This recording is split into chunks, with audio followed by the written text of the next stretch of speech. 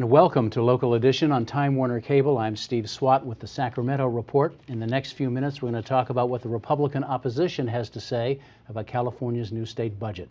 My guest of the segment is Connie Conway, the Assembly Minority Leader. Thanks for being with us. Thanks, happy to be here. So there were a few things. There were a few bones thrown your way. I mean, one which was pretty important is that the legislature took the governor's more conservative estimate of revenue, so that was less spending on programs and more to sock away.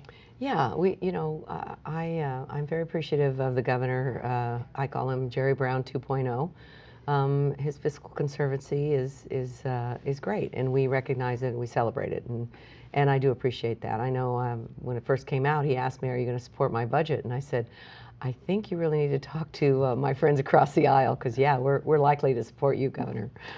So were there other things in there that you liked? Well, yeah. You know, there were some things that I like, and sometimes it's the difficult thing for me is the process that we do the budget now, because they have a lot of trailer bills, and while you want to be supportive of things that you think are good, there's poison pills kind of set in there that makes it difficult, and I wish we could get past that so that it really could be a more bipartisan bill. Do you think it's a sustainable budget? The governor said it's sustainable, but we're looking at extra revenues that are coming in now from a rebounding economy, but also from the temporary tax increases that will be going away in a couple of years. I think it's sustainable for the moment, and that's all we really need is for the next year or two that it be sustainable. And I hope that we like going with the governor's projections because others have projected higher, and that would be a bonus, which is the same reason why we supported the rainy day fund.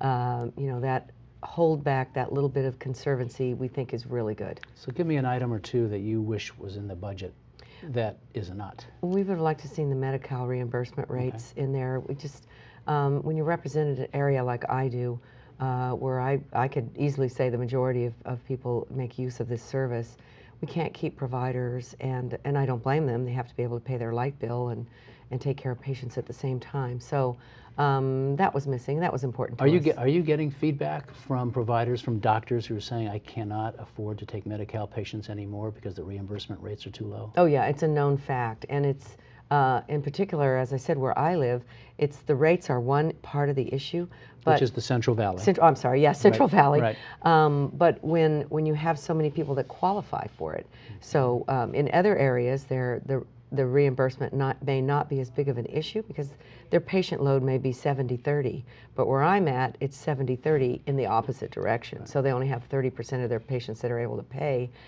They can't meet their bills. I know another stumbling block with the Republicans is that issue of whether the school districts have to spend down their reserves or whether they can sock away more money. And the argument from the other side is, well, you were given that money to spend it on programs, and you should spend it. But I know Republicans believe they should be able to save more if they want to. Well, we believe not only they should be able to save more, but I've heard from almost every school district in my district, which is huge. I have a huge district. And the theory being, if we're not allowed to save and have a reserve, when the feds, for example, one of the small, very rural, poor schools had an opportunity to get $500,000 from the federal government, but they would have to match that with $100,000 from their reserve. If they don't have the 100, they can't get the 5.